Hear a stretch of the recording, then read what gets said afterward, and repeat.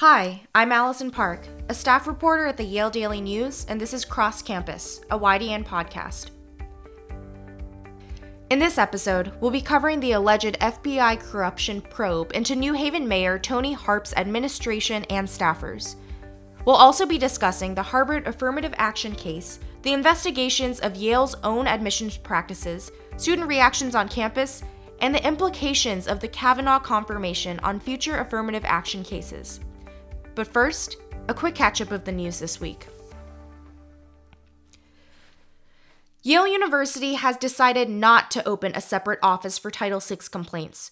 Title VI, which was instituted as part of the Civil Rights Act of 1964, is a federal law that prohibits discrimination based on race, ethnicity, color, and national origin at educational institutions. Calls for a separate Title VI office arose after an incident where a white graduate student called the police on a black graduate student who was sleeping in the Hall of Graduate Studies common room earlier this year. While there is currently no standardized way to address Title VI complaints across campus, the university states they are currently conducting a broad review of the Office for Equal Opportunity programs, which has monitored Yale's compliance with Title VI and other federal discrimination laws since 1980. We have some updates regarding Saifullah Khan since last week's episode. The 25-year-old senior, who was acquitted on 4 accounts of sexual assault last March, has been suspended due to new allegations that claimed Khan assaulted John Andrews, a former associate. This development comes days after the Yale Daily News reported on these new allegations. Khan has filed a lawsuit against Yale due to the emergency suspension, which was imposed by Dean of Yale College Marvin Chun. Chun noted in a letter to Khan concerning the suspension that his action was necessary. Chun noted in a letter to Khan concerning the suspension that this action was necessary for Khan's and the university community's safety. Khan's hearing, held in the New Haven Superior Court, is scheduled for October 22nd. From SciTech, Nobel laureate and Sterling professor of biophysics and biochemistry Thomas Stites died of pancreatic cancer last Wednesday at the age of 78. Stites was a biologist whose life's work centered around determining the structures of the proteins essential for gene expression. He won the Nobel Prize for cracking the structure of the ribosome, the linchpin in the gene system. In the mid-1970s, Stites worked with chemistry professor Peter Moore and MB&B professor Donald Engelman to open Yale's first structural biology center. It was in this center that Stites would later go on to determine the structures of several key proteins in gene expression, and one related to HIV infection. From the sports desk, the football team won their recent conference game against Mercer with a final score of 35-28. The Yale women's volleyball team returned to campus this weekend after over a month of away games. They played Dartmouth on Friday and Harvard on Saturday, winning 3-0 in both games. After a 3-game losing streak, the men's soccer team will be looking for a win on Tuesday when they play against Cornell. That's all for the news this week. Today, the lawsuit against Harvard University concerning alleged discrimination in the admissions process against Asian American students will be brought to trial in Boston. The lawsuit was filed by the anti-affirmative action group Students for Fair Admissions back in 2014. The organization, formed by conservative activist Edward Blum, accuses Harvard of setting quotas on Asian American students accepted into the university and holding Asian American applicants to a higher standard than other non-Asian applicants. The case remains divided in the realm of public opinion, with many claiming that the case is nothing but a blatant attempt to abolish affirmative action. In terms of other universities, the 7 other members of the Ivy League, as well as 9 other private universities, issued a joint brief in July, stating that a ruling against Harvard would harm efforts to provide higher education to a diverse array of students. The Justice Department has filed a statement of interest in the case as well, opening their own inquiries into the matter at Harvard and Yale. Ultimately, it remains to be seen whether the outcome of the trial will be limited to specifically Harvard or if the case will become a broad referendum on affirmative action as a whole. On September 26th, President Peter Salovey addressed an email to the student body regarding Yale College's admissions policies.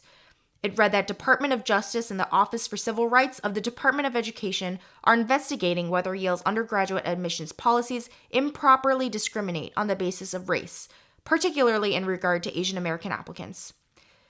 Salovey said, quote, "I write now to state unequivocally that Yale does not discriminate in admissions against Asian Americans or any other racial or ethnic group, to share information about our undergraduate admissions practices, and to affirm our unwavering commitment to diversity as a pillar of this university."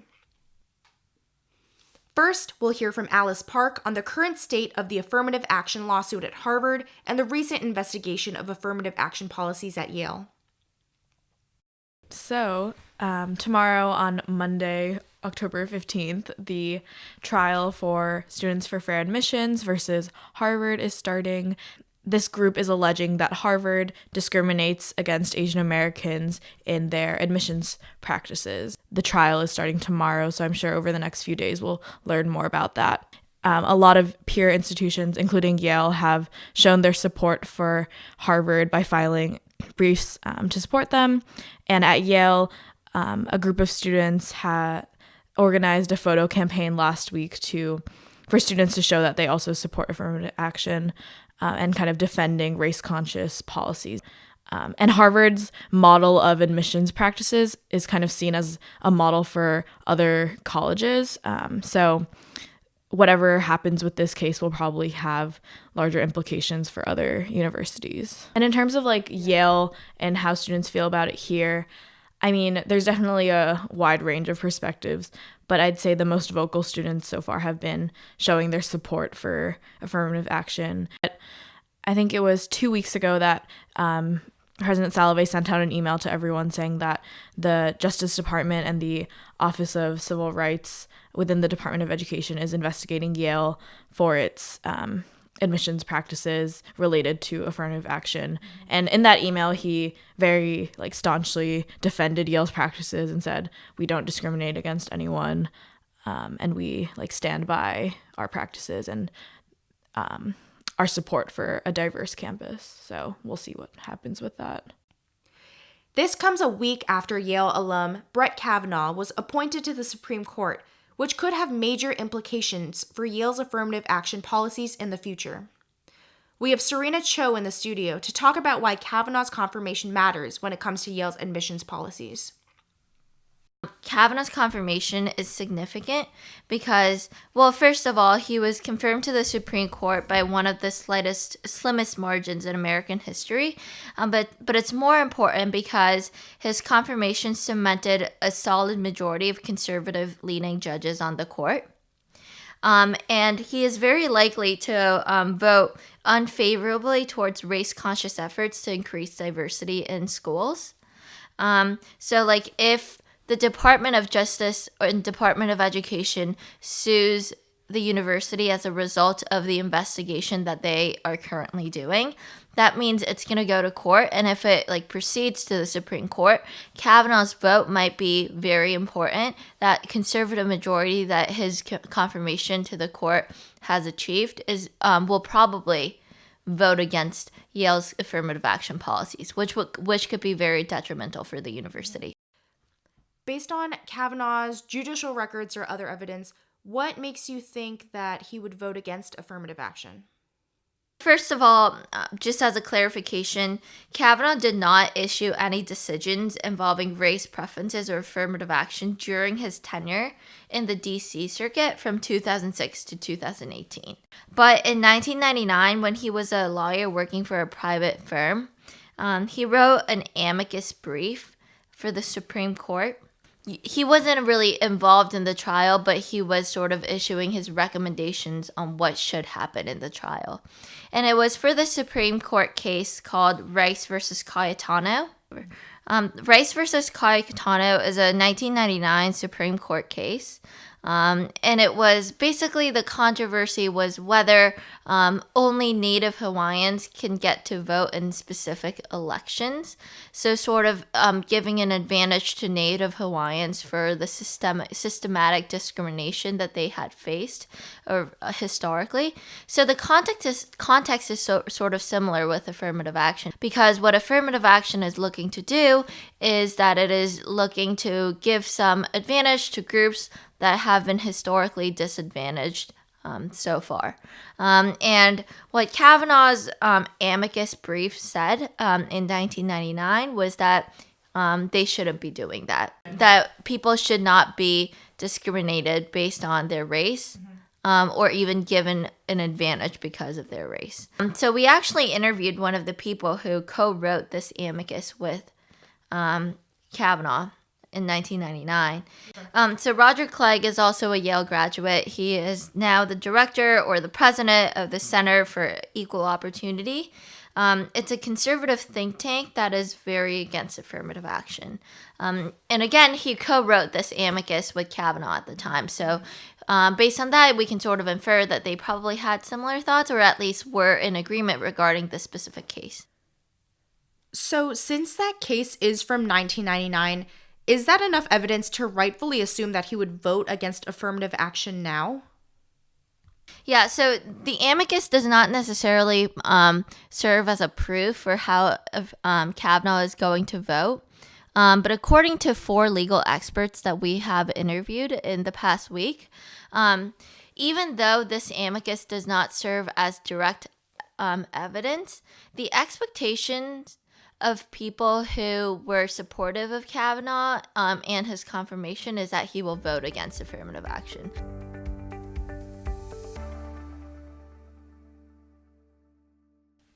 We have further news since last week regarding new Haven Mayor Toni Harp. It's been reported that the FBI allegedly intends to question former mayoral staffer Bianca Bowles as part of a larger corruption probe into City Hall. While Harp strongly denies the existence of a probe, there has been evidence to the contrary, as WTNH News 8 reported that they've confirmed the identity of the FBI agents searching for Bowles. The probe comes amid criticism over Harp's recent financial decisions, which ranged from diverting funds from the New Haven Fire Department to buy more uniform business attire for receptionists, to simultaneously increasing property tax while giving employees like Bowles raises. We have reporters Angela Xiao and Nick Tabio in the studio today to discuss this topic. One of the things that last month a report from the New Haven Independent found from filing a FOIA request, which is essentially requesting files on officials and other city representatives, is that the Harp administration failed to disclose a significant amount of spending. What's kind of interesting about this case is that, as far as we know and as far as the records show, none of the spending itself is inherently problematic. That is, none of it is unlawful. All of it seems to be used for things like professional development, namely sponsoring trips for Mayor Harp or her staffers to go on places, mayor's conferences, other things like that. What's interesting about it is that there's 2 forms of undisclosed spending. So the mayor's office spends on a credit card, and individual members of the office have accounts linked to that credit card. And what we see is that every month the mayor is supposed to kind of report her spending, which is totally allowed. The mayor has to be able to spend and do things as she sees fit for the city's purpose.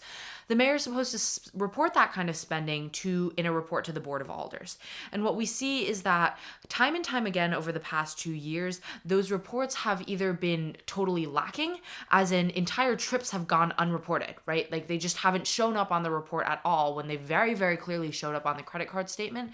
Or in some cases, they are reported. For example, the mayor goes to a twice annual mayor's conference with her staff of all these US mayors, and they're reported to be very, very different costs from what they actually are. And for both of the mayor's conferences last year, the actual cost of the trips was more than double, if not triple, the price that they were reported to be. So we know that this is absolutely wrongdoing because the city charter requires that kind of disclosure. And the city has absolutely had issues with kind of financial transparency in the past, which is especially critical and kind of concerning given the poor financial state of New Haven and the city's budget in general. So, how has the Harp administration responded? So there hasn't been a formal response. Her spokesperson has essentially just asked for, he reiterated that there's no wrongdoing and that, everybody's working towards making protocols that make it easier to report, make it easier to kind of keep account of expenses. But this is not like the only run-in with either undisclosed or unverified or fraudulent spending that the Harp administration has been saddled. Why do you think the Harp administration was lying about that if the records were publicly available? And so I don't think it's as much outright lying as it just is reflective of maybe an issue of accountability and belief in, what spending and what expenditures need to be reported and what people have a right to know. Right. So, is this FBI probe in response to that? Is the media just kind of picking up on the story that the New Haven Independent broke? Or, Nick, can you tell me about that? Yeah, sure. So WTNH on, must have been, I believe, October 5th. Might have been October 4th. I'll check. I believe it was October 5th. They broke about 5 p.m. That basically 2 FBI agents had shown up to an apartment that used to be owned by Bianca Bowles, who was formerly a receptionist in the mayor's office.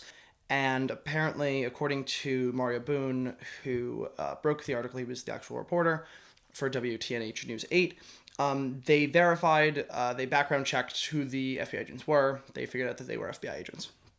And they broke the story that Bianca Bowles was being questioned in part of this larger FBI corruption case. Now, who is Bianca Bowles? Bianca Bowles, they said she was a former receptionist who had been arrested for embezzling $13,000 on a city credit card. Right, she had been using it for a lot of motel stays and trips and personal items, etc., that they deemed wasn't part of the actual city.